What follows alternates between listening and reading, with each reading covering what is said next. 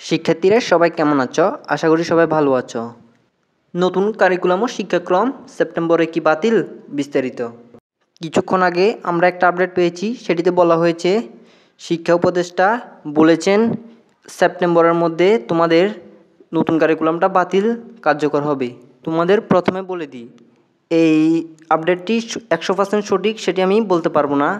এটি কিছুক্ষণ আগে একটা ওয়েবসাইট থেকে সংগ্রহ করা হয়েছে, তবে এটি কি 100% সঠিক সেটি শিওরভাবে বলা যাচ্ছে না। তাহলে আপডেটটি শোনা যাক। শিক্ষা উপদেষ্টা বলেন, বর্তমান কারিকুলামটার মধ্যে বিভিন্ন ত্রুটি রয়েছে।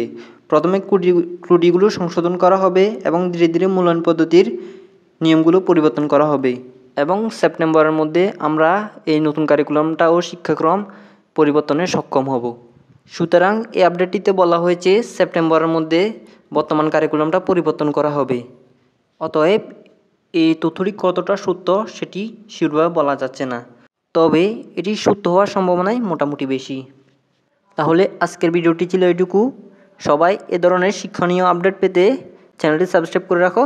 তাহলে সবাই ভালো থেকো। আল্লাহ হাফেজ।